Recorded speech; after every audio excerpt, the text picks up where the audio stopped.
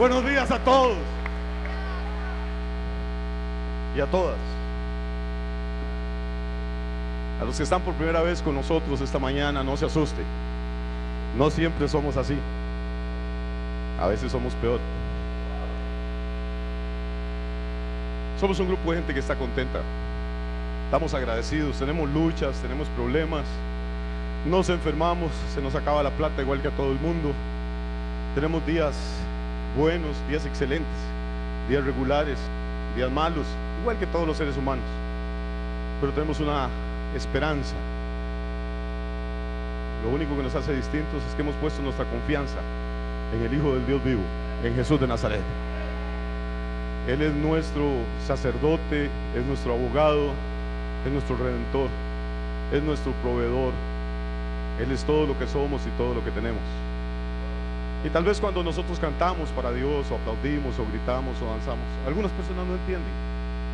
Y alguna gente puede creer que es fanatismo o histeria. En realidad no, somos gente casi normal. Lo que pasa es que creemos que Dios es tan bueno, es tan grande, ha hecho tantas cosas por nosotros, que merece nuestra mejor alabanza, merece nuestra mejor adoración, merece todo lo que somos, todo lo que tenemos. Él es digno. La Biblia dice que el Cordero que fue inmolado es digno de recibir el poder y el honor y la gloria y la alabanza por los siglos de los siglos. Y lo que hacemos aquí simplemente es practicar, es ensayar. La obra de Cristo es tan perfecta que un día, cuando usted muera, si usted confió en Él lo va a llevar a vivir a su presencia por toda la eternidad. Y vamos a tener toda una eternidad para adorarle, para cantar de su majestad, de su santidad, de su hermosura. Esto apenas es el ensayo. Así que es bueno aprender a gozarse en Dios, porque el gozo del Señor es nuestra fuerza. Cuando vienen los días difíciles, cuando vienen los días malos, el que se ha gozado en Dios tiene como la batería cargada, tiene una reserva ahí de energía, de fuerza, y eso es bueno. Esta mañana yo quiero hablarles de un tema que me parece importante, que creo por lo menos que es importante, pertinente, todas las áreas de la vida. Es que el Dios de la Biblia es un Dios que quiere llevarnos a otro nivel. Ese nombre no aparece en la Biblia, pero podríamos poner que Él es el Dios de otro nivel. Cuando alguien hace algo muy bueno, construye una casa, compra un carro, se compra una modadita y se ve guapa, a veces las amigas, los amigos se quedan viéndoles en qué nivel. A nosotros esa palabra nivel no es un instrumento de carpintería, es como qué manera tan excelente, qué bien que te ves, qué bonito te quedó. Pues Dios es un Dios que quiere llevarnos a otro nivel, a un nivel superior del nivel en que estamos viviendo. Quiere llevarnos a otro nivel espiritualmente, quiere llevarnos a otro nivel emocionalmente, quiere llevarnos física, financieramente a otro nivel. Esa es la naturaleza de Él. De alguna forma, para tratar de explicar esto, voy a decirle: Dios nunca está conforme con nosotros en el nivel que estamos. Siempre quiere presionarnos, empujarnos, ayudarnos un poquito más para que nos movamos al siguiente nivel. Intelectualmente, repito, físicamente, espiritualmente, en todas las áreas. El problema que han descubierto los psicólogos y los estudiosos del comportamiento humano es que las personas tenemos una tendencia a sentirnos cómodas en el nivel en que estamos. No nos gusta que nadie nos cambie. Así estoy bien, así me siento bien, estoy bien con los amigos que tengo, no me interesa conocer a nadie más, no me interesa aprender nada más, no me interesa cambiar. Y la frase más terrible que puede decir una persona, para mí, lo más triste que yo le puedo decir a un ser humano es: así soy yo. Usted les dice algo e inmediatamente se cierran, se defienden, se enconchan y dicen: es que así soy yo. Y el que me quiera así, el que no, que Dios lo acompañe. Y la que me quiere así, que me quiera. Hay una canción de Luisito Rey. Últimamente he estado predicando una canción de Luisito Rey que se llama Soy como quiero ser. ¿Alguien lo oyó alguna vez? Pila de pecadores. Esa refleja exactamente esa ideología, refleja esa manera de la vida. Yo soy como quiero ser. La que quiera que me quiera, la que no me quiera, punto. No voy a cambiar. Lo más terrible para un ser humano es decir: no voy a cambiar. Una de las cosas que a mí me gustan de la Biblia Es que la historia de Génesis, cuando dice que Dios crea al hombre, no dice la Biblia que Dios cogió una roca o un pedazo de mármol que hubiera sido más lindo, más poético, y lo esculpió. Dice que tomó barro. ¿Sabe cuál es la diferencia entre el mármol y el barro? Es que el barro se puede moldear. Usted le puede cambiar de forma, puede corregirlo. Pero el mármol no. Una vez que hizo, si le hizo la mano con 4 dedos se quedó. Ya después, ¿cómo hace para soldarle el otro? Cuando yo leo en la Biblia que Dios hizo al hombre del barro, del polvo de la tierra, la idea que me da es que el hombre es un ser maleable, moldeable, que Dios puede modificarnos, que puede, de hecho la Biblia dice, los profetas, dice, el alfarero puede tomar el vaso de barro que hizo y quebrarlo y volverlo a hacer otra cosa, y el barro no tiene derecho a decirle nada. Pero si usted quiebra un vaso de piedra, ya no va a poder hacer nada más por él, ni con goma loca lo arregla. Voy a darle una mala noticia esta mañana y después, cuando usted dijo así soy yo y no está dispuesto a cambiar, vaya firmando el testamento. Es porque ya está listo para morirse. Mientras uno viva, mientras respire, todavía hay posibilidad de cambio, todavía hay posibilidad de crecimiento, todavía hay posibilidad de aprender algo, todavía hay posibilidad de corrección. La Biblia dice, mejor perro vivo que león muerto. La pregunta es, ¿estamos nosotros dispuestos a dejar que Dios nos modele, nos cambie, nos presione, nos ponga incómodos para llevarnos a otro nivel? Porque no es fácil. A nadie le gusta que lo cambien. Todos nos gustamos así como estamos. A la única persona que le gusta que los cambien son los bebés que tienen 3 o 4 meses de edad y se orinan. Entonces necesitan que los cambien para no quemarse. Pero cuando uno supera esa etapa, ya no quiere que nadie lo cambie. Uno cree que ya sabe todo, que puede manejar su vida, que puede controlar su entorno. No es así. ¿Y por qué no nos gusta que nos cambien? Porque normalmente Dios nos cambia a través de presión, a través de circunstancias difíciles, a través de situaciones incómodas. Yo les conté a ustedes hace muchos años, esta iglesia estaba pasando por una situación muy difícil. Bueno, no estaba pasando, tenemos 20 años de estar pasando una situación muy difícil económicamente. Y yo, en todos los años que tengo de pastorear aquí, yo jamás he pedido salario de la congregación, nunca. Entonces hablé con la junta directiva, pues, tenía familia, 3 hijos y esposa que mantener, y les pedí permiso para buscar trabajo. Los hermanos muy amablemente me dieron permiso, y la Sociedad Bíblica Internacional me contrató para que fuera promotor de ellos.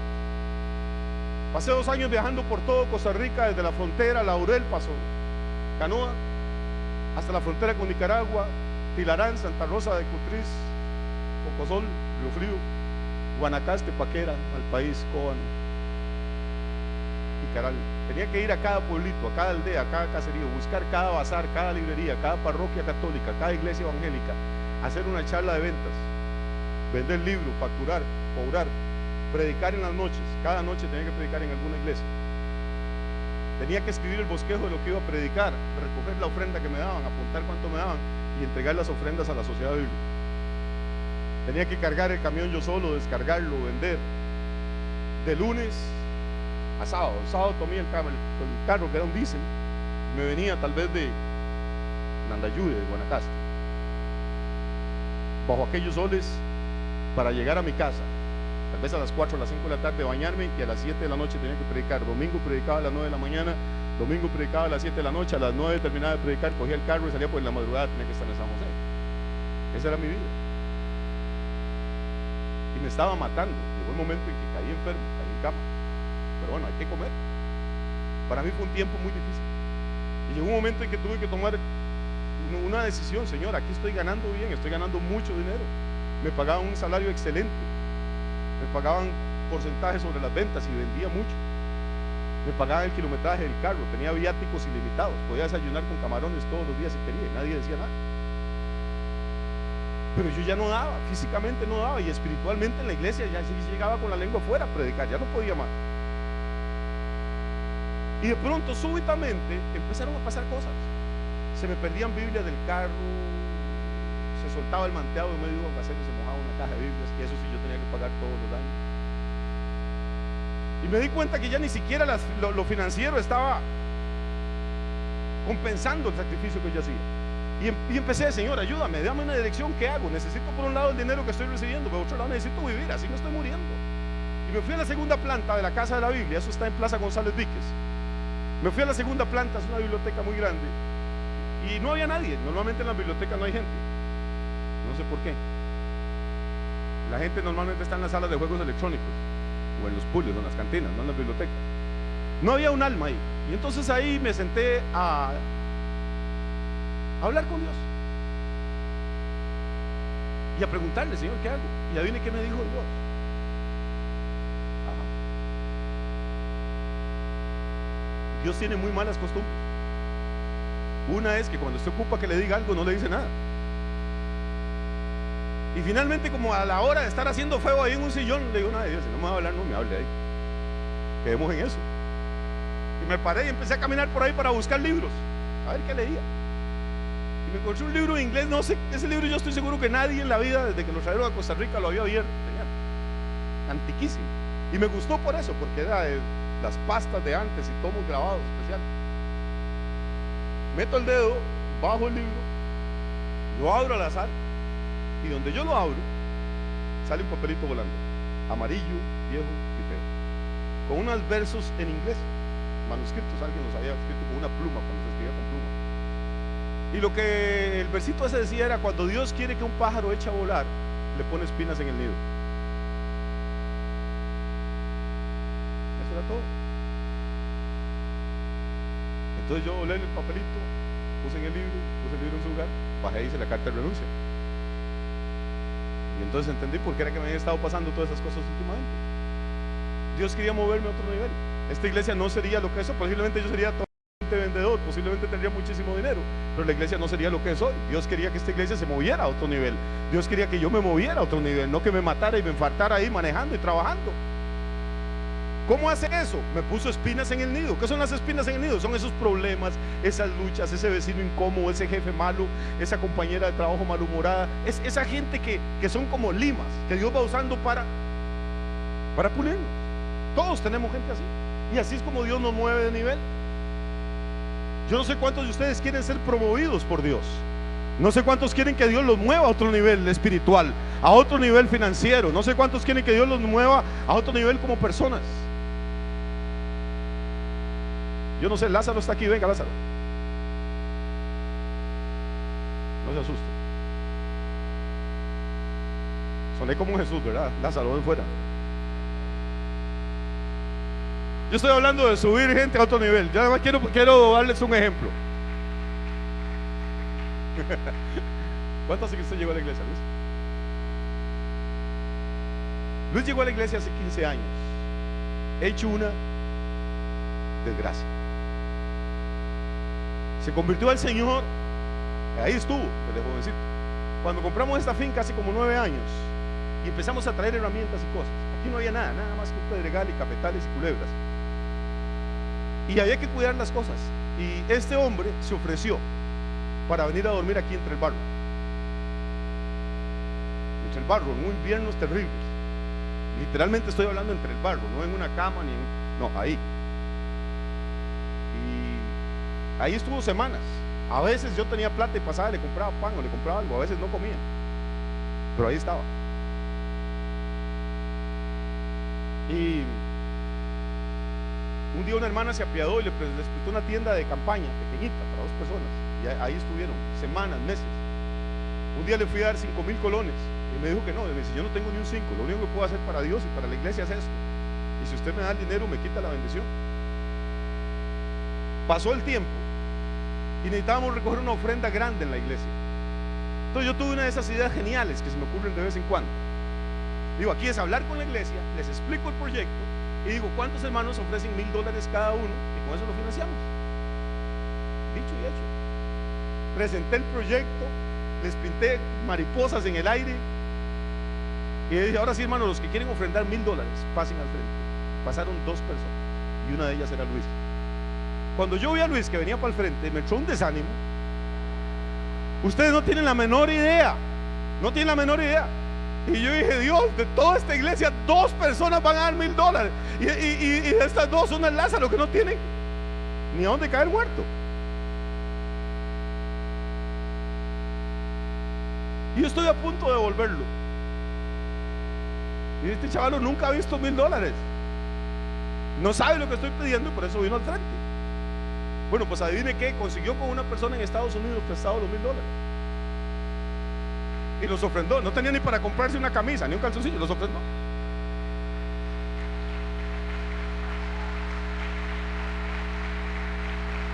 Esta semana que pasó, Luis, bueno, él es empleado de la Universidad Latina. Esta semana sacó la licenciatura en administración con nota 100. Está casado, tiene hijos, tiene una familia, puede irse. No de la iglesia, nada más del púlpito.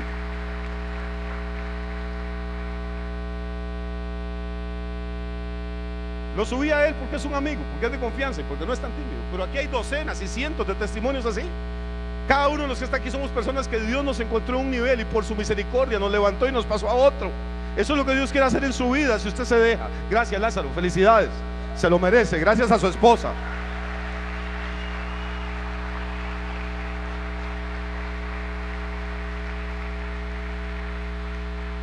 Eso es lo que hace el evangelio con la gente. Eso es lo que hace Dios cuando uno se somete a él y deja que él lo moldee.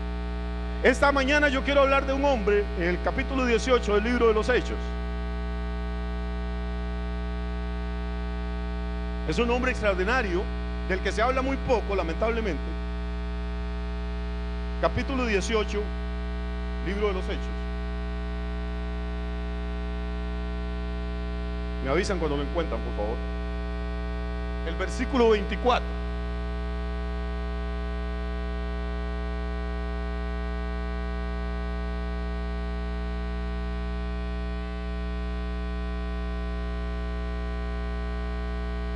Un grupo de hermanos hizo una comisión para decirme que no hiciera esto que estoy haciendo. Les preocupa mucho que yo me distraiga y me pasen las de Juan Gabriel, que me vaya a caer, quebrarme una alita.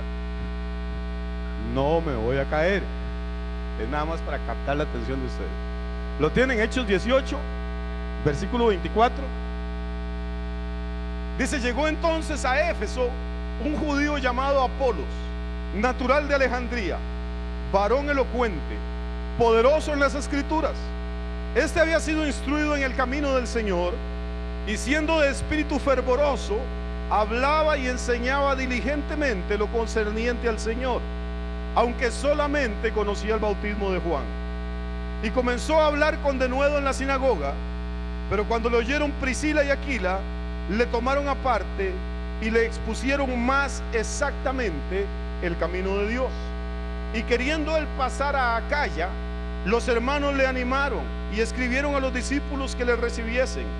Y llegado él allá, fue de gran provecho a los que por la gracia habían creído, porque con gran vehemencia refutaba públicamente a los judíos, demostrando por las escrituras que Jesús era el Cristo. Vamos a hablar de un señor que se llama Apolos.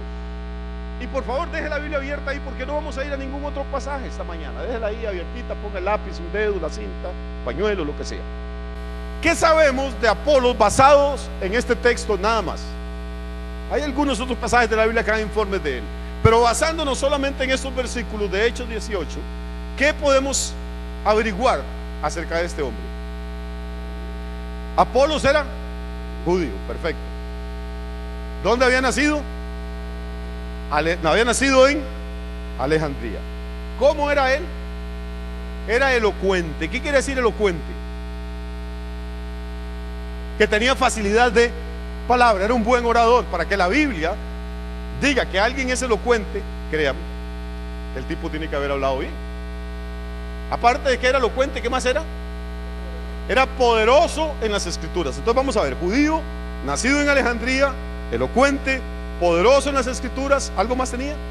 Había sido instruido en el camino del Señor, o sea, conocía el evangelio. No toda la plenitud, como vamos a ver más adelante, no toda la revelación del evangelio, pero conocía el evangelio. Y este hombre viaja a una ciudad del Asia Menor que se llama Éfeso. Era la ciudad más grande, más rica, más importante de todo el Asia Menor. Éfeso estaba en lo que hoy es Turquía. Voy a empezar, como siempre, a echar el cassette un poquito para atrás, hacer un poquito de historia y geografía para ubicarnos. En la época en que esto está ocurriendo, hay probablemente unos 2 millones de judíos viviendo en Israel, viviendo en Palestina, pero probablemente hay otro 1 millón de judíos viviendo en el extranjero. A estos judíos que viven en el extranjero se les conoce con el nombre de la diáspora. Entonces, si quiere apuntar esa palabra, apúntela, porque es una palabra importante. Diáspora. ¿A qué se le conoce como la diáspora? Diáspora es la dispersión de un pueblo. Entonces, cuando en términos bíblicos hablamos de la diáspora, estamos hablando de judíos de raza, judíos de religión, pero que no viven en Tierra Santa, que no viven en Palestina, no habitan Israel, sino en cualquier otro país. Hoy en día hay millones de judíos viviendo en Israel y hay millones de judíos en la diáspora. Solo en Nueva York viven 4 millones de judíos, imagínense. En esa época era así, los judíos siempre han sido un poquito pata caliente. Y aparte de eso, pues había razones históricas. La ciudad del extranjero, donde vivían más judíos, era un puerto comercial famoso por muchas razones. Ese puerto se llamaba Alejandría. Alejandría fue una ciudad en Egipto que se levantó, se construyó en honor a Alejandro Magno. Voy despacio, está bien, porque si no entendemos estos detallitos. ¿Dónde quedaba Alejandría? En Egipto. Era un puerto. Como era un puerto y en aquella época no había sistemas de radar, ni de sonar, ni GPS, para guiar a los navegantes habían construido un faro altísimo. Era una de las maravillas del mundo antiguo. Probablemente todos han oído hablar del faro de Alejandría. Entonces, para guiar a los barcos que venían entrando a cargar trigo, cebada en Egipto, y a llevarlo por todo el Mediterráneo y por toda África. Entonces Alejandría era famosa, tenía un faro, tenía una biblioteca impresionante. Se ha escuchado también, probablemente ha escuchado hablar de la biblioteca de Alejandría, que un bestia la quemó y se perdieron cientos de miles de pergaminos y documentos que tenían tesoros de sabiduría, y los perdimos para siempre. Entonces era una ciudad importantísima, y en esta ciudad había un barrio judío. Para que tenga una idea del tamaño de ese barrio, en Alejandría vivían más de 800,000 judíos, casi 1 millón de judíos. Pues había una comunidad judía extraordinariamente fuerte, donde tenían sinagogas, tenían rabinos que les enseñaban la ley. Y en Alejandría ocurrió algo que también nos atañe a nosotros directamente. ¿Los estoy aburriendo? Bueno, aunque los aburra tienen que... No, de verdad, es que a veces uno dice, pero eso es ¿para qué? Es que si aprendemos estas cositas, después cuando leemos el texto bíblico, comprendemos mejor algunas cosas, nos enriquece un poquito más. Ocurrió algo que para nosotros es muy importante.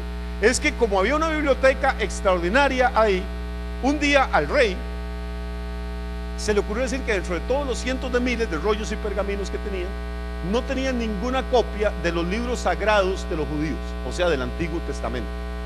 Entonces dice la leyenda que este rey, que tenía mucho dinero, mandó a Israel y pidió a un embajador que le mandaran 70 sabios, 70 eruditos en la ley de Dios, que pudieran traducir los documentos del Antiguo Testamento al griego. ¿Por qué? Porque los documentos del Antiguo Testamento estaban escritos en hebreo, el 98% de ellos, y otros pedacitos en arameo.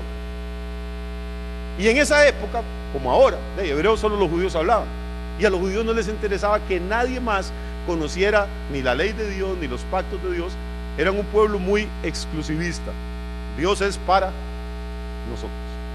No es gracias a los judíos, sino gracias a un rey pagano de la dinastía de los Ptolomeos, que sintió la inquietud, no porque él creyera que el Antiguo Testamento era la palabra de Dios, él era un pagano, sino porque era un hombre inteligente y quería saber un poco de todo. Dice, tengo libros de todo el mundo, pero no tengo copias de los libros sagrados de los judíos. Mandó un embajador y dice, mándenme 70 sabios que me ayuden a traducir los documentos judíos al griego.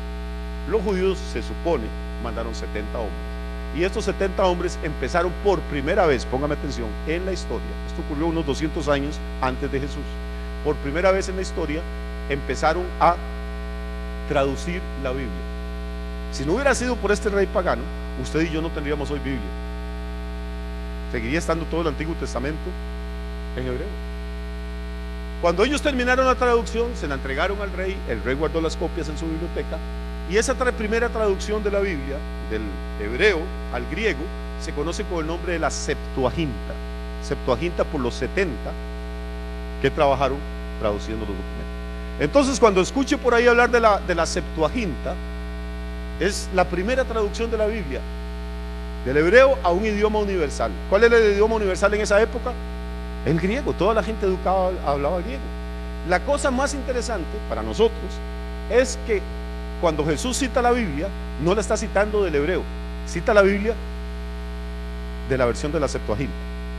Entonces es importante, eso es una versión que Jesús conoció, que los apóstoles manejaron y que llegó hasta nosotros porque Dios inquietó a un pagano inteligente. Hay gente que dice, es que la inteligencia para nada sirve, que solo el espíritu. Bueno, hermano, este señor no era ni judío, ni creyente, pero tenía inquietudes intelectuales. Gracias a esas inquietudes tradujimos la Biblia al griego, y del griego empezó a pasar a otros idiomas. Un monje católico del siglo III después de Cristo, se llamó Jerónimo, la tradujo del griego al latín, que hablaba toda la gente en esa época, al latín del vulgo, del pueblo. Esa versión se conoce como la Vulgata, y después del latín empezó ya a traducirse a otros idiomas, y ahí la tenemos en castellano, que la tradujo un señor que se llamó Casiodoro de Reina, en el año del fusil de chispa, en el siglo XVI.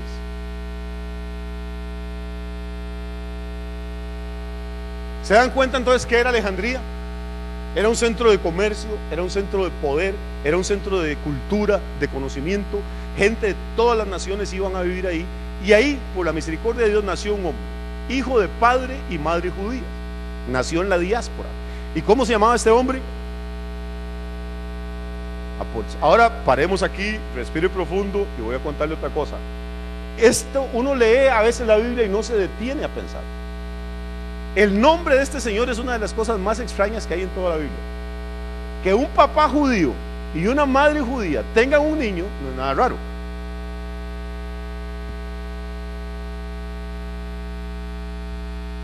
O que un padre judío y una madre judía tengan un niño, tampoco nada raro.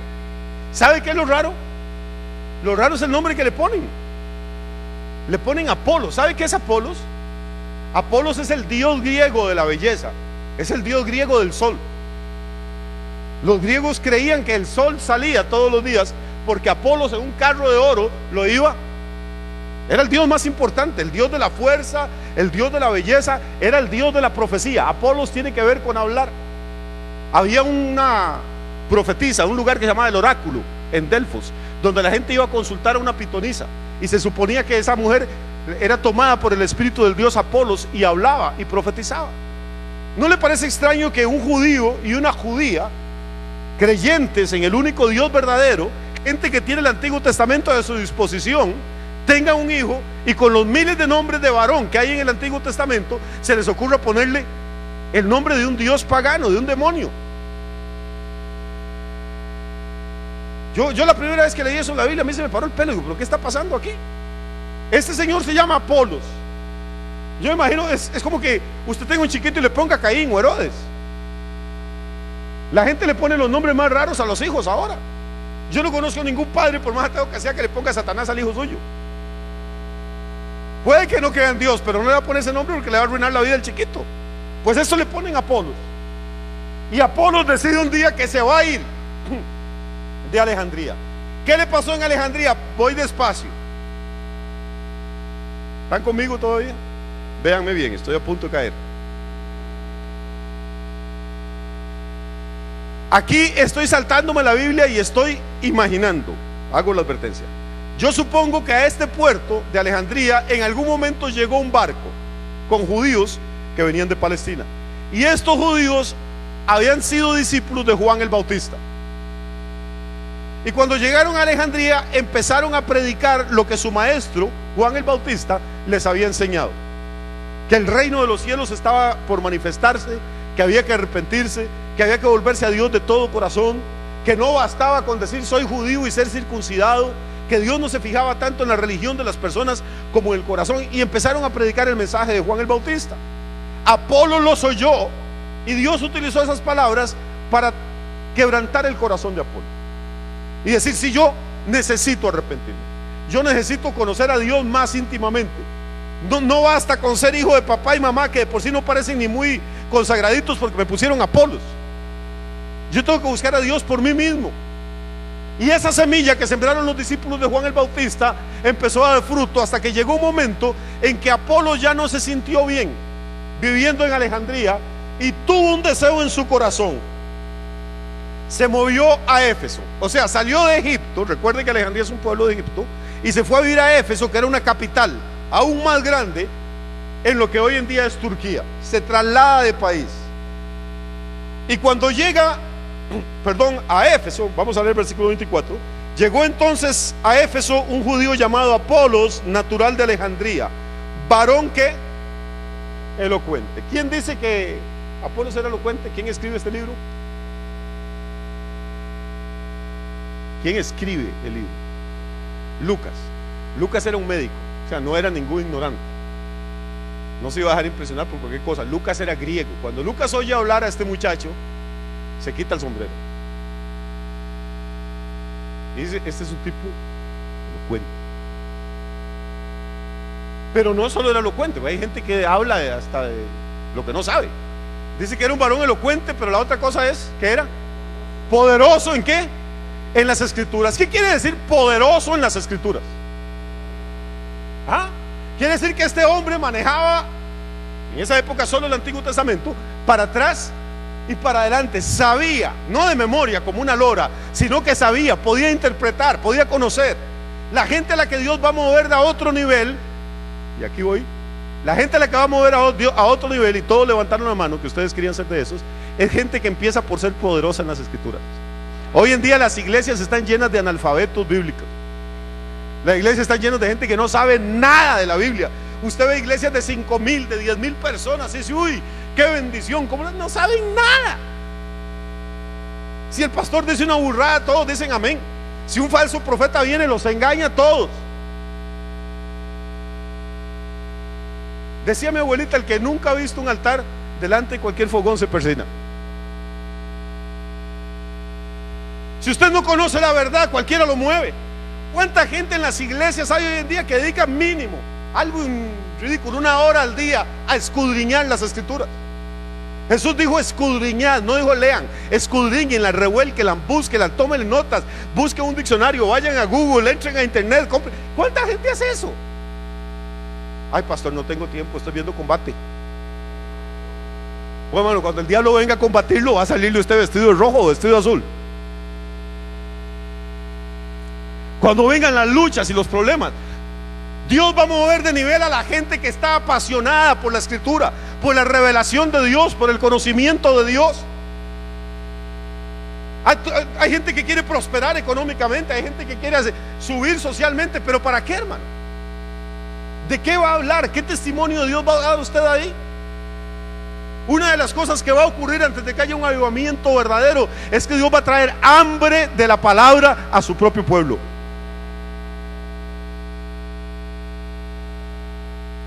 Una vez estaba hablando con una señora aquí en el pueblo, una señora extraordinariamente buena persona, católica, y me decía: usted sabe que yo a ustedes los evangélicos los admiro. Yo no me voy a empezar a explicarle que yo no me sentía evangélico. Le digo: bueno, ¿y por qué? Me dice: es que ustedes sí saben de la Biblia, nosotros los católicos no sabemos nada. Y a mí se pusieron las orejas rojas y: ay, señora, si usted supiera, si supiera que no sabemos nada. Hay gente que vive toda la semana con un sermón que le oye al pastor, y si el pastor le regó, hizo un enredo, con ese enredo se queda, pues no sabe nada. Casi en todas las casas cristianas hay una Biblia. Pero cuando yo leo que un hombre como Lucas, escribiendo bajo la influencia del Espíritu Santo, dice que un hombre era elocuente, digo, era elocuente. Y cuando leo que ese hombre era poderoso en las escrituras, a mí me habría encantado escuchar un sermón de Apolos. ¿A usted? ¿Cómo agarraría este hombre el Antiguo Testamento, hermano? ¿Qué sería lo que predicaba? Que un médico como Lucas, que gente como Pablo, que gente como esta lo respetan. El hombre está ahí en Éfeso.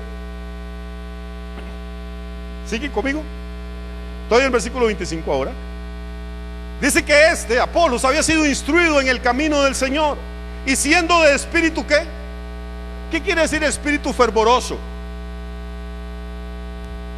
Fervor es del español antiguo, cuando se usaba la F en lugar de la H. Antes usted no tenía hijos, tenía fijos. Ahora lo fijo es una cosa que le hace el OIJ cuando se lo va a llevar. Antes usted no era apellido Hidalgo, era apellido Fidalgo. Luego el español evolucionó, entonces ahora no decimos fervor, decimos hervor. No decimos ferviente, decimos hirviente. Entonces lo que aquí nos está diciendo es que Apolos era un hombre de espíritu. ¿Cómo? ¿Cómo? Ferviente. O sea, el hombre hervía. La gente que Dios va a mover de nivel es gente ferviente, hermano. Lo que hace, lo hace con fervor.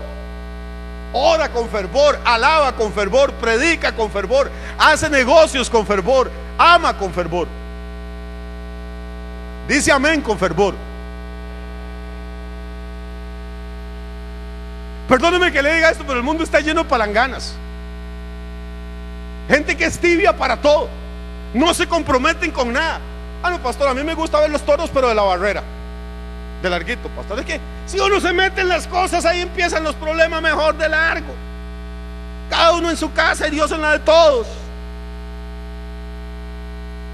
Esa gente siempre se va a quedar igual. La Biblia dice: por cuanto eres tibio y no frío ni caliente, te vomitaré de mi boca. A Dios le encanta la gente ferviente. A Dios le encanta. Una persona que yo amo en la Biblia es Pedro.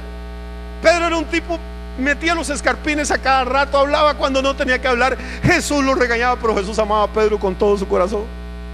Todos los demás eran un montón de fríos, de tibios, de palidejos. Los otros 12 no eran gran cosa, hermano. Pero Pedro, qué tipo más espectacular. Señora, quiere morir, yo voy también y me muero. Mentira, media hora después estaba todo asustado diciendo que no conocía a Jesús. Pero él tenía ese espíritu, tenía ese corazón. ¿Qué hay que hacer? Yo me apunto, yo soy el primero. ¿A dónde hay que ir? Si es a morirse, vamos y nos morimos. Pedro se vuelve a los otros 11 y dice: Señor, aunque todos esos 11 te dejen, yo no te dejaré. Él sabía que él era diferente. No porque era más inteligente, no porque era más bonito, es porque tenía un espíritu distinto. Era un hombre ferviente. Usted trabaja en ventas, venda con fervor. Hay gente que no llega a la tienda. ¿Qué quiere? No, no hay. Y mamita, ¿y no saben de puedo decirlo? No. ¿Por qué no se va para la casa, por Dios, y descansa?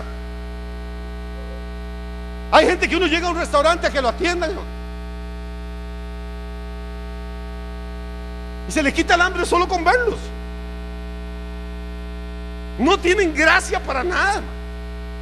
Más gracia un gallo de masa.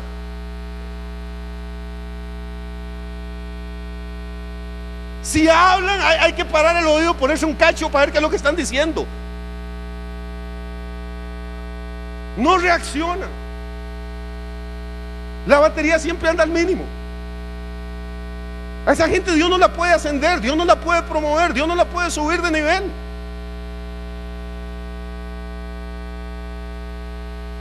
Pastor, pero bueno, por lo menos de sed no se van a morir, nunca les va a dar un infarto. Esa gente va a vivir 100 años, ¿pero para qué? ¿Qué es el chiste de vivir 100 años si nunca ha hecho nada? Hay gente que la meta es: pastor, yo me voy a morir bien viejito. Bueno, que le aproveche, man. A mí no me importa si me muero viejo o no tan viejo. Lo que me importa es cumplir con el propósito con el que Dios me mandó a este planeta.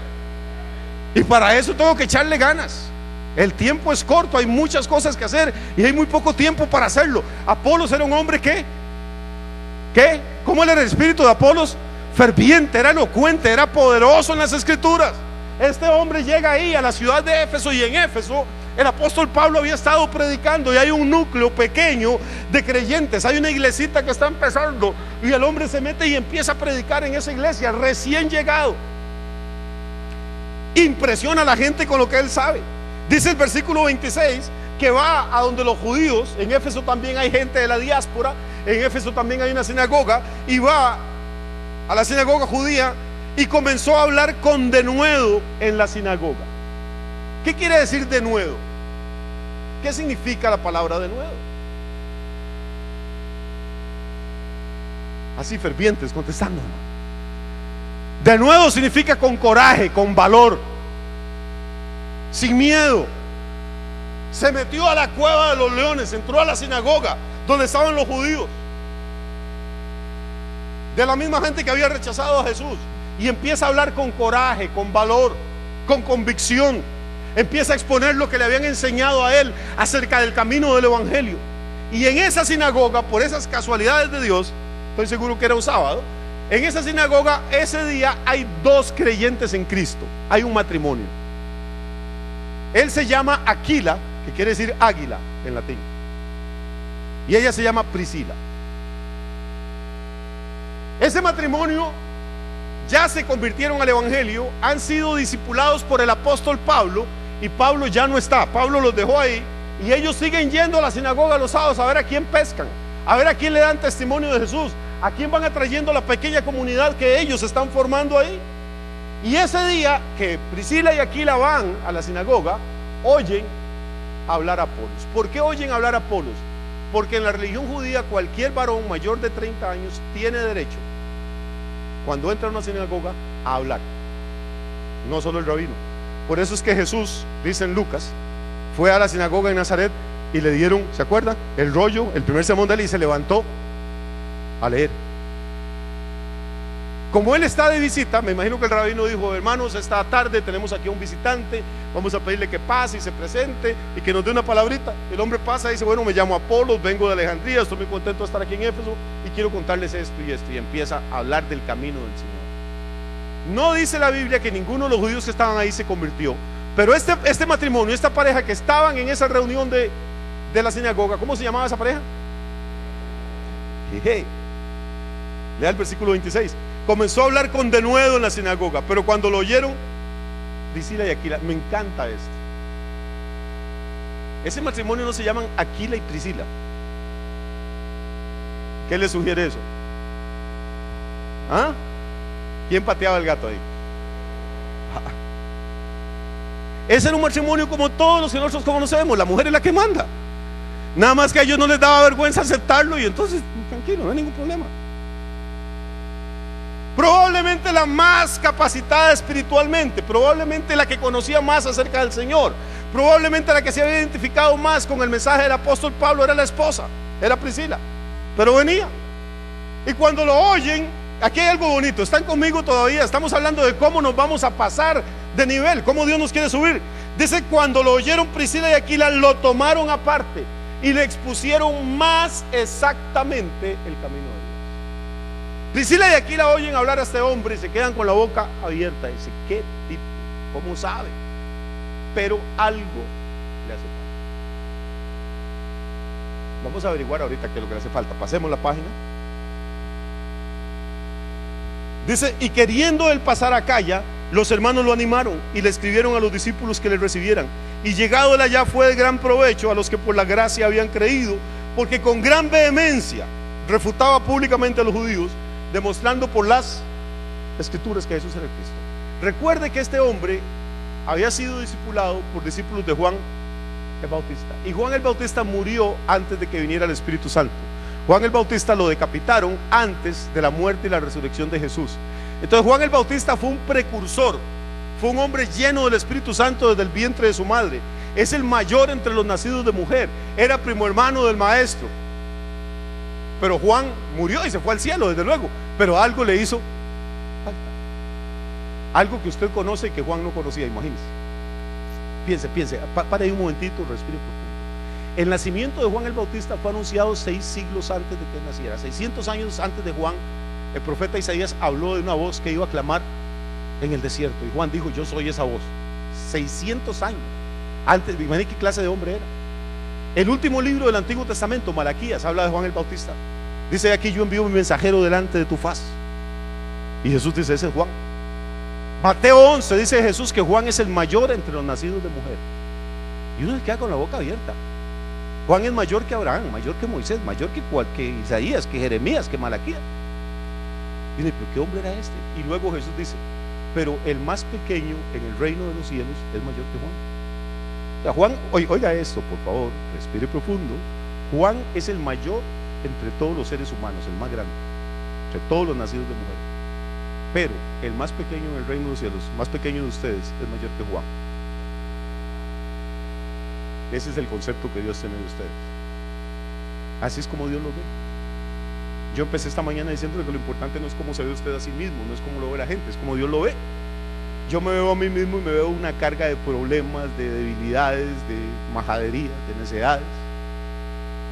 Yo no soy nada, pero Dios lo ve a usted, Dios me ve a mí y cree que somos mayores que Juan. Que ese Juan que él 600 años antes de que naciera estaba anunciando que iba a venir. Ese Juan que dejaba desierta Jerusalén cuando él predicaba en el desierto. Los discípulos de Juan no sabían nada, ni del bautismo en el Espíritu Santo, ni del poder redentor de la sangre de Cristo, ni de la muerte, ni de la resurrección. Ellos le dieron a Apolo lo que ellos sabían, y Apolo lo recibió de todo corazón y predicaba. El hombre no puede dar lo que no ha recibido. Él daba lo que recibió, y lo daba con excelencia, con un espíritu ferviente, con elocuencia, pero no sabía nada más. Y cuando Priscila y Aquila lo oyen predicar a Apolo, dicen, ya viene, ahorita les habla de la muerte de Cristo, ahorita les habla de Jesús. Pero no, el hombre termina su mensaje y no sabía nada. Habló del arrepentimiento, habló de la llegada del reino de Dios, habló de que no era la religión la que salvaba, habló de volver los corazones al Dios vivo y verdadero, pero no sabía de Jesús. Cuando él termina, entonces dice que Priscila y Aquila lo llaman aparte. Eso me gusta. Cuando usted tiene que corregir a alguien, nunca lo avergüenza en público, nunca corrija a sus hijos, nunca los regañe delante de otras personas. Si su hijo hace algo incorrecto, espere a que estén solos, así se apacigua a usted el ánimo. Y cuando están aparte, corríjalo, instrúyalo, dígale lo que tiene que decirle. Nunca lo haga en público. La idea de la corrección y la instrucción nunca es avergonzar a la gente, es llevarla a otro nivel. Y me encanta que un hombre como este, tan inteligente, tan elocuente, tan ferviente de espíritu, se deje corregir por Priscila y Aquila. ¿Sabe qué eran Priscila y Aquila? Eran sastres. Lo que hacían era coser cueros de animales para hacer tiendas de campaña. Eso era todo. No tenían ninguna educación, no habían ido a ningún colegio, no eran rabinos, no sabían nada, probablemente ni hablar bien sabían, pero tenían algo que Apolo no tenía. Tenían el conocimiento, la revelación de la muerte, de la resurrección de Cristo, de la venida del Espíritu Santo. Y Apolo, con todo lo que sabe, aunque viene de la ciudad donde está la biblioteca más grande del mundo, se deja corregir. La gente que Dios va a llevar a otro nivel es gente que acepta, ¿qué? Acepta la corrección, acepta la instrucción, acepta sus limitaciones. Usted puede ser brillante en su campo, en su especialidad, usted puede ser una estrella, pero hay que tener la humildad para decir: hay cosas que yo no sé. Y no importa si vienen del hermano más humilde o de la hermana más pequeñita de la iglesia, puede ser ese el instrumento que Dios esté usando para hacernos crecer a nosotros y llevarnos a otro nivel. No importa si usted es médico, el conserje en su consultorio sabe algunas cosas que usted no sabe en otras áreas de la vida. No lo menosprecie porque es un conserje.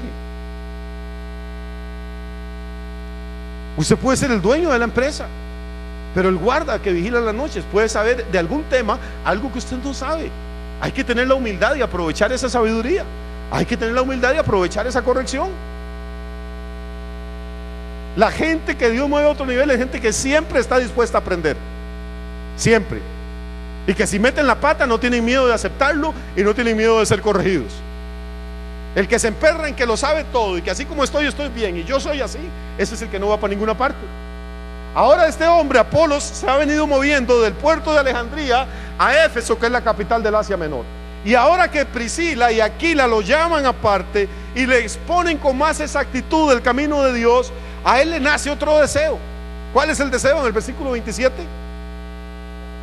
ir a Acaya. ¿Qué es Acaya? Es una península, y en esa península hay otra ciudad importantísima que también es una ciudad portuaria, se llama Corinto. Es la capital de Acaya. Vea qué interesante cómo se va armando toda la red. Este hombre sale de Alejandría, va a Éfeso, predica en Éfeso lo corrigen, lo instruyen, y ahora Dios, como él aceptó la corrección, como es un hombre ferviente, como es un hombre poderoso en las escrituras, Dios está listo para moverlo a otro nivel.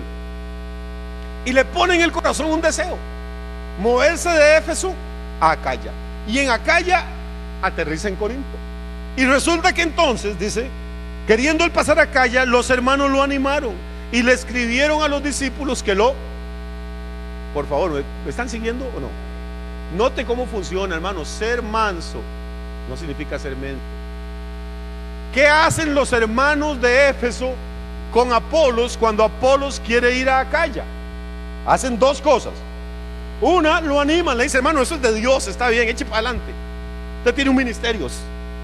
Dos, escriben cartas para que los hermanos que están en Corinto, en la península de Acaya, lo reciban. Hello. ¿Por qué cree que escriben cartas de recomendación?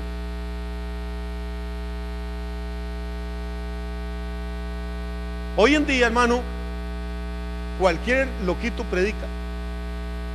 Usted no tiene idea cuántas llamadas recibe uno teléfono. Pastor, que aquí anda un predicador de tal país, que aquí viene un predicador de Brasil, que anda uno de Portugal, que anda uno de China. Pastor, que si le queda un campito para invitarlo a predicar. Así no funciona el reino de Dios. Ayer me llamó un pastor de Maracaibo, un profeta de Maracaibo.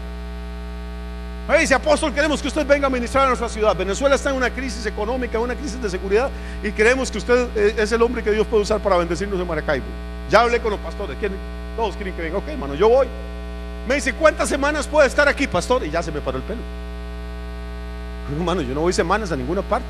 Pastor, es que en todo un montón de iglesias que lo quieren tener, iglesias grandes para agendarlo. Digo, bueno, yo no funciono así. Si quieren estar conmigo, que se junten todos en una iglesia. Y yo hoy estoy 3 días ahí. Pero ¿qué es el chiste de la gente que pide que le hagan agenda? Porque si yo predico en 20 iglesias en una ciudad, entonces predico hoy en este, me hago una ofrenda, mañana en este, me hago una ofrenda, mañana en la otra. Entonces lo que hacen es vivir de eso. Yo no voy a ir a predicar por las ofrendas. No sé si me estoy explicando. Entonces anda una nube de gente, predicadores, profetas, apóstoles, maestros, evangelistas, lo que usted quiera, hermano, ofreciéndose, llamando. Y los pastores cometen el error de que lo invitan porque habla bonito, porque suena bonito. Hermano, nadie debería predicar en un púlpito si usted no lo conoce, o el pastor, que es la puerta de las ovejas, no lo conoce. Por eso es que las cartas de recomendación son importantes, son necesarias, no es un invento. Hay gente que se pone a decir: bueno, pastores, ¿qué pasó? Está el discernimiento de espíritu. Yo desde que vi a ese hombre, yo discerní que había algo malo. Hermano, no me venga a jugar usted más espiritual que Priscila, ni que Apolos, ni que Pablo, ni que Aquila. Si había una iglesia donde operaban los dones del Espíritu Santo, era la iglesia de Corinto. Lea la Biblia. Priscila y Aquila pudieron haber andado a decir: bueno, allá ellos, como tienen discernimiento, van a notar que este hombre es de Dios. No, le hicieron una carta. Un púlpito no se le debe dar a cualquier persona. Darle un micrófono a alguien en una iglesia es como darle una pistola a un loco. Puede que sea un hombre o una mujer extraordinario de Dios, pero las palabras que uno habla tienen vida. Puede que sea un falso maestro, puede que sea un falso profeta. Usted no sabe el espíritu que va a generar eso dentro de la gente. Ay, es que es un hermano muy lindo, mira, canta lindísimo y predica, hermano. Y pobrecito, para ayudarle como ofrenda. Yo no sé cuántas veces en mi vida alguien ha venido a ofrecerse a predicar en esta iglesia. Y le digo: hermano, qué pena, pero no puedo, pastor, es que estoy mal, tengo familia. Bueno, hermano, si lo que quieres es una ofrenda, toma la ofrenda, yo se la doy, pero no va a predicar. ¿Y qué vacilón? Les doy la ofrenda y nunca ninguno se ha quedado ni siquiera al culto, oír, o aprender algo. Pero yo prefiero 1000 veces darle dinero a alguien que se vaya a que darle el púlpito si no estoy convencido que es un hombre o una mujer de Dios, que va a bendecir y va a edificar a la gente que Dios me dio, porque yo soy responsable por esa gente. Ya voy a terminar, no se desespere. Queriendo él pasar a calle, los hermanos lo animaron y le escribieron a los discípulos que lo recibieran. Y llegado él allá, fue de gran provecho a los que por la gracia habían creído, porque con gran vehemencia. ¿Qué es vehemencia? Apolos me encanta. ¿Qué es una persona vehemente? Grítenme, no tengan miedo. Vehemente es que le pone ganas al asunto. Volvemos a lo mismo, fervoroso de espíritu. Volvemos a lo mismo, hay que hacer las cosas apasionadamente. Hello. Hay que hacer las cosas apasionadamente, hermano. Cuando canta, cante con pasión. Cuando danza, dance con pasión. Cuando predique, predique que parezca que está vivo. Si trabaja, póngale ganas. Si vende, venda apasionadamente. Si hace el amor, alguna gente todavía lo hace, hágalo con pasión, hermano. Parejas estaban ahí haciéndolo, la señora boca arriba con la nación aquí, y el marido ahí, ella: uy, mi amor, mira un accidente en San Ramón de la Fuente. Ay, echará tiempo, hermano. Si va a hacer las cosas sin ganas, no haga nada con todo el carajo. No haga nada que no merezca la pena apasionarse. Escoja en la vida, elija hacer solo aquellas cosas que le provocan a usted pasión, que le provocan entusiasmo, que le generan deseo. Vehemencia es entusiasmo, es lo mismo que fervor de espíritu. Yo les he dicho varias veces, la palabra entusiasmo Etimológicamente viene del griego. Teos en griego es Dios. Estar entusiasmado es estar poseído por Dios. Me encanta. La gente llena del Espíritu, la gente poseída por Dios, es gente que está entusiasmada. ¿Cuántos de ustedes se sienten poseídos por Dios? ¿Cuántos se sienten llenos del Espíritu Santo? ¿Cuántos se sienten contentos de su salvación, agradecidos con Dios, felices por estar vivos, por la familia que tienen, por el trabajo que tienen? Pues hermano, hay que demostrarlo.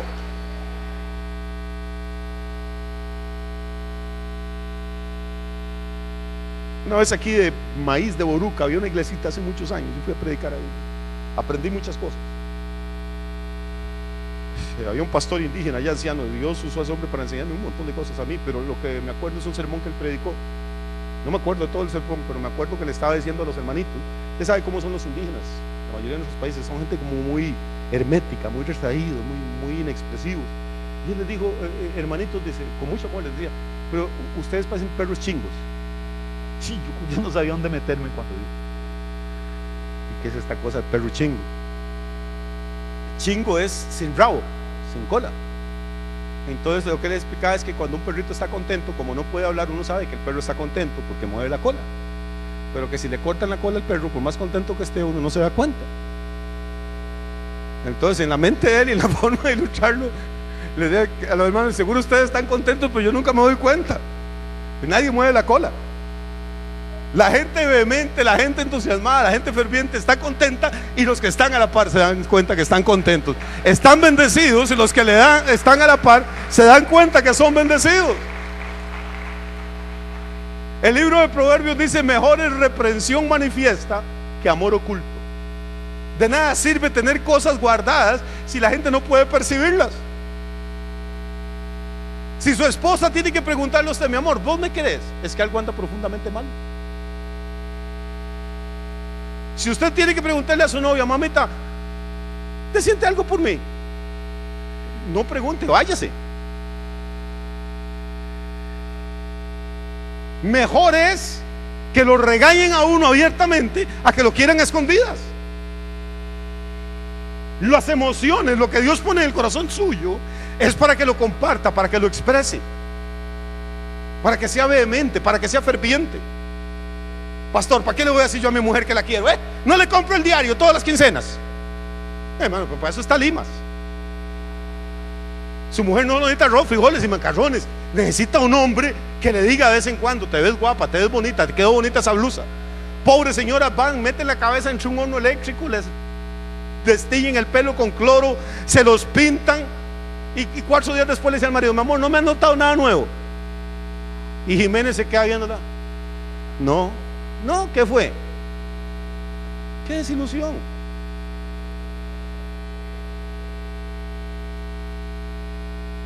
Qué desilusión. Todos tenemos hambre de que nos expresen algo.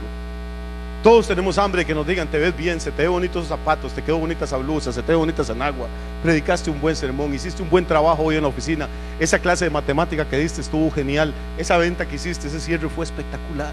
Todos tenemos hambre de eso.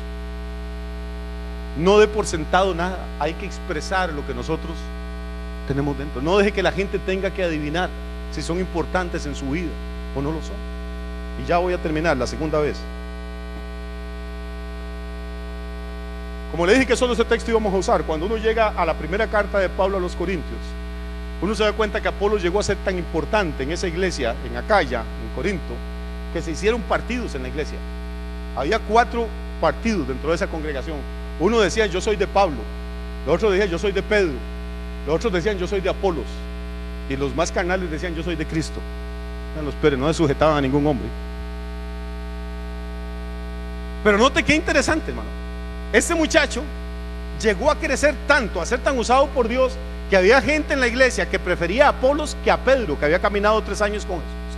Había gente en la iglesia de Corinto que prefería a Apolos sobre Pablo, a quien Cristo se le había aparecido resucitado. ¿Cuántas veces hemos oído hablar de Pedro y de Pablo en las iglesias? Muchas, pero de Apolos casi nunca. Y sin embargo, en la iglesia de Corinto, Apolos estaba al mismo nivel que Pablo y al mismo nivel que Pedro. Dios lo agarró de ser un don nadie en Alejandría y lo llevó a otro nivel, a ser un hombre que impactó la ciudad, que impactó la iglesia, que impactó el reino de Dios en la tierra. Déjeme decirle que hay gente aquí en la casa esta mañana que está lista para ser promovida. Hay gente que está aquí lista para moverse al siguiente nivel. Hay gente para que Dios tiene preparadas cosas que usted no se imagina. Hay gente que Dios está poniendo en su corazón deseos, inquietudes desde hace días, como puso en la de Apolos, el deseo de moverse de Éfeso a Acaya. Apolos ni siquiera sabía por qué quería ir a Acaya, pero ahí estaba el Espíritu trabajando en él, y era que él le tenía preparado un lugar ahí. Lo movió de Alejandría a Éfeso. ¿Por qué? Porque en Éfeso le tenía preparado un matrimonio para que lo instruyera más exactamente en el camino del Señor. Priscila y Aquila no vivían en Éfeso. Me dejan cerrar con otra nota histórica nada más. Priscila y Aquila eran ciudadanos de Roma, vivían en la capital del Imperio Romano. En el año 59 después de Cristo, Claudio César, uno de los emperadores de Roma, Claudio, dio un edicto ordenando, prohibiendo que los judíos vivieran en Roma, en la capital, y ordenando que los expulsaran a todos. Eso ocurrió en el año 59. Entonces, como los echaron a la fuerza de Roma, los judíos siguieron dispersándose, siguieron en su diáspora. Y Priscila y Aquila, de pura casualidad, tomaron un barco que los llevó desde Roma hasta el Asia Menor, hasta Turquía, hasta Éfeso. Y de pura casualidad, en esos días, pasaba por ahí un hombre que se llamaba Pablo, predicando a Cristo. Priscila y Aquila se convirtieron a Cristo. Pablo siguió su ruta y los dejó ellos ahí. Apolos, que no sabía nada de eso, estaba viviendo tranquilo en Alejandría, pero Dios le puso la comezoncita en el corazón, decir que ganas de ir a Éfeso, a ver cómo será aquello. Él no sabía para qué. Llegó a Éfeso como buen judío, entró a la sinagoga, y de pura casualidad ese día, Priscila y Aquila, que el año atrás habían estado viviendo en Roma y ahora estaban en Éfeso, fueron a la misma sinagoga. Vea cómo son los caminos de Dios. Y de pura chiripa, ese día el rabino deja que Apolos hable. Y en toda la sinagoga solo hay dos personas que entienden de qué está hablando Apolos, y lo llaman y lo instruyen. Vea cuando Dios quiere mover a alguien de nivel, todo lo que hace. Lo puede mover de un lugar a otro, de un país a otro, de un continente a otro. Va a mover gente de naciones a otra. Va a hacer que los caminos suyos se crucen con los de personas que usted hoy ni siquiera sabe que existen, para traer la bendición a su vida y moverlo al siguiente nivel. ¿Qué se necesita para movernos al siguiente nivel? Hay que meternos en serio con las escrituras, hay que tener pasión por ellas, hay que ser fervientes en las cosas de Dios, hay que dejar de ser cristianos a medias, palanganas.